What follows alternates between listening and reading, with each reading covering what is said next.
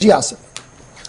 चलिए अब बात जरा इंतखाबी अमल की भी कर लेते हैं। जम्मू कश्मीर के अंदर इंतखाबात कब होंगे ये अभी साफ होना बाकी है। इलेक्शन बॉडी की तरफ से इसमें कोई बड़ी बात तो नहीं कही नई दिल्ली से, लेकिन जम्मू कश्मीर के अंदर जो एक्सरसाइज शुरू की गई थी वो लगभग मुकम्मल हो रही है और अभी तक की ताजा तरीन तफसीलात के मुताबिक हतमी फहरिस्तें जो हैं वोटर लिस्ट की वो जल्द शाया की जा सकती हैं, क्योंकि कल आखिरी तारीख है उस हिसाब से उस एक्सरसाइज की जिसके लिए सरकार की तरफ से 2003 में जो नए वोटर लिस्ट 2019 के बाद गुज़श्ता 3 वर्षों में काम नहीं हुआ था, 2022 में जिम्मेदारी हाथ में ली गई थी और अब नवंबर 25 यानी कल की तारीख जो है, यानी जो समरी रिव्यू चल रहा था, रिवीजन जो चल रहा था वो अभी तक आपको बताएं कि एक तो नए वोटर्स जिस पर काफी हंगामा भी हुआ था कि कौन होंगे वो एक अलग मसला, लेकिन ये जो 24 घंटे इंतहाई अहम है। अब तक की इतलात के मुताबिक, ऑफिशियल डिटेल्स के मुताबिक कि 25 तारीख से पहले जो प्रोसेस मुकम्मल किया जाना था और 18 साल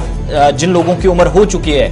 1 अक्टूबर 2022 तक वो अब ऑफिशियली वोटर्स बन जाएंगे। कब से? कल तक ये जो प्रोसेस जो है वो कंप्लीट करना था 25 तारीख को। अब जो पिछली डिटेल्स है, जब थोड़ा सा पीछे जाते हैं तो इस प्रोसेस का हिस्सा क्या क्या रहा। ये जो समरी रिव्यू हुआ है, मुख्तलिफ अजला के अंदर प्रोग्राम्स चले हैं। एक तो आधार कार्ड को जिसके वोटर कार्ड के साथ लिंक किया गया, इसी प्रोसेस का हिस्सा रहा। इसी तरीके से 15 से 25 अक्टूबर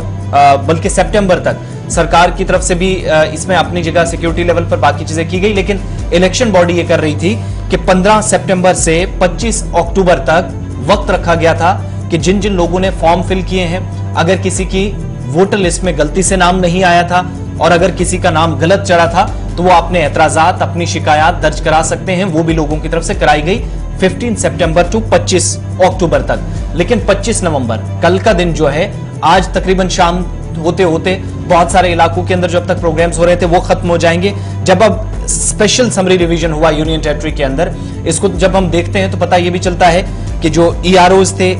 AEROs थे, उनको क्रॉस वेरिफिकेशन का जिम्मा दिया गया। यानी जिन लोगों ने फॉर्म भरे, फॉर्म 4 था, 5 था, 6 फॉर्म था, जिसने अगर किसी नाम की करेक्शन की उन फॉर्म्स को देखेंगे। उसके बाद क्रॉस वेरिफिकेशन में एक अहम चीज ये भी थी कि ये पर्टिकुलर वोटर जो इस बार अपना नाम अंदराज कराना चाह रहा है,